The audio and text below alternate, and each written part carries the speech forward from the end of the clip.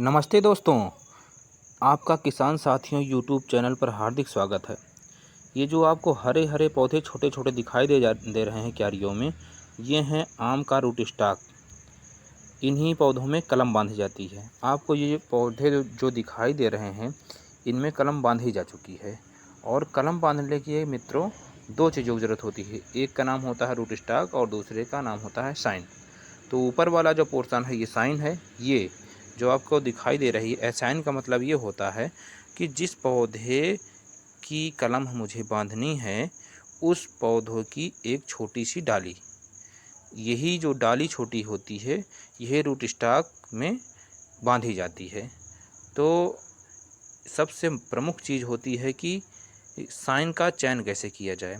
तो हम साइन का चयन करने के लिए सबसे पहले एक पेंसिल मोटाई की छोटी छोटी टहनियाँ लगभग 6 इंच की चुनते हैं और इनकी जो पत्तियों का डंठल होता है ये देखिए इस तरह पहले काट देते हैं।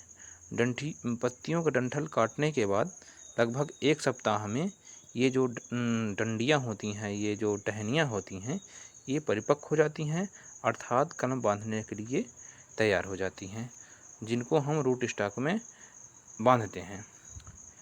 ये आपको दिखाई दे रहा होगा यहाँ पर कि देखो इनका छोटा छोटा डंठल छोड़ दिया गया है और डंठल जब परिपक्व हो जाता है, ये टहनियाँ परिपक्व हो जाती हैं तो थोड़ा सा झटका देने पर कट जाती हैं। अब आप लोगों को दिखाना चाहेंगे कैसे कलम बांधी जाती है। ये रूट स्टॉक का ऊपर से पहले पोर्शन काट दिया जाता है लगभग 7-8 इंच से।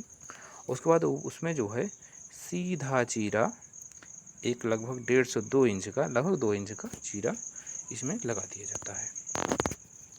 चीरा लगाने के बाद हम साइन लेते हैं, जिनको अभी हम पहले दिखाए हैं वीडियो में, उसको हम काट के ले आए हैं यहाँ पर। तो लगभग 6 इंच लंबाई, साइन की लंबाई लगभग 6 इंच रखते हैं। और 6 इंच की लंबाई की जो होती है साइन वो उसके सफल होने का प्रतिशत कुछ ज़्यादा ही रहता है। तो ये देखें इसमें इस तरह का एक कट लगाया जाता है, मतलब छील दिया जाता है। आप अच्छे से देख पा रहे होंगे, ये दोनों तरफ से इसको अच्छे से छील दिया जाता है। कुछ इस तरह से एकदम धारदार चाकू से इसे छील दिया जाता है। कट इतना चिकना होना चाहिए कि उसमें किसी प्रकार का खुरदरापन नहीं होना चाहिए। और उसके बाद इसको हम रूट स्टॉक में अच्छे से फिट कर देते हैं। अब जो है बडिंग टेप, ये जो पन्नी होती है इसमें खिंचाव बहुत अच्छा होता है। तो बडिंग टेप के सहायता से इसको भली भांति खूब टाइट, जितना टेप में खिंचाव होता है उतना खिंचाव देकर इसको अच्छे से बांध दिया जाता है। इतना टाइट बांध देते हैं कि इसके अंदर पानी और हवा का प्रवेश ना हो पाए। अगर पानी और हवा का प्रवेश अंदर होगा तो इसमें फफूंद निर्माण होने की संभावना, फफूंद उत्पन्न होने की संभावना ज़्यादा बढ़ जाती है। और जिससे जो है अगर यदि फफूंद उत्पन्न हो जाती है तो इसके सफल होने का प्रतिशत भी बिल्कुल कम हो जाता है। अब ये इस तरह हमारी कलम एकदम तैयार हो गई है। अब इसके ऊपर एक पॉलीकैप, ये पन्नी होती है, इसको पहना देते हैं। इससे क्या होता है, इसमें आर्द्रता बन जाती है और पानी, बरसात का पानी इसके अंदर नहीं जा पाता, तो इसके सफल होने का चांसेज बढ़ जाता है। ये बडिंग में, ग्राफ्टिंग में इस्तेमाल होने के लिए ये चाकू प्रयोग किया जाता है और ये सिकेटिया मतलब ऊपर से काटने के लिए और अन्य कामों के लिए ये इस तरह से कैप पहना दिया जाता है।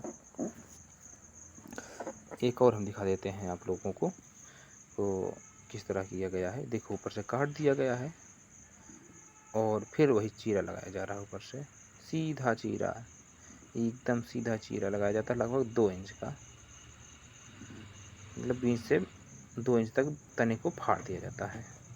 फाड़ने के बाद अब आप फिर से देख रहे होंगे, जिसे भी कुछ देर पहले दिखाया गया है, इसको जो है अच्छे से एक सीधा कट लगाते हैं। देखिए छील दिया जाता है, जिसे कलम बनाई जाती है उसी तरह इसको सीधा छील दिया जाता है।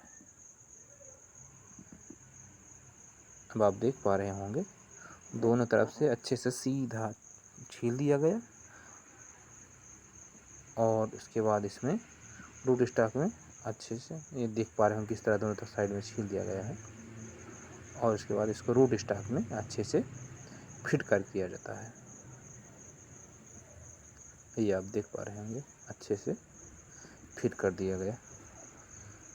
अब बडिंग टेप फिर से लेते हैं और अच्छा खिंचाव देते हुए, जितना अच्छा खिंचाव रहेगा उतनी अच्छी सफलता का प्रतिशत रहेगा, ये विशेष ध्यान देने की ज़रूरत है।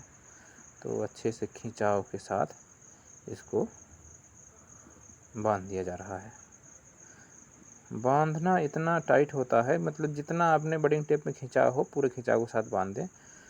इससे फफूंद और हवा दोनों का प्रवेश, ये जो जॉइंट होता है इसके अंदर नहीं जा पाता, और जब फफूंद और हवा इसमें प्रवेश नहीं कर पाती है तो इसका जॉइंट अच्छे से रूट स्टॉक और साइन दोनों जो है जुड़ जाते हैं और सफलता का प्रतिशत हमारा बढ़ जाता है। अब ये देखिए पूरी कलम हमारी बन के तैयार हो गई। इसके ऊपर फिर से हम कैपिंग कर देते हैं। ये आप देख पा रहे होंगे लगभग 15 दिन बाद इस तरह हमारी कलम में कोपल निकल आई है। तो इसका मतलब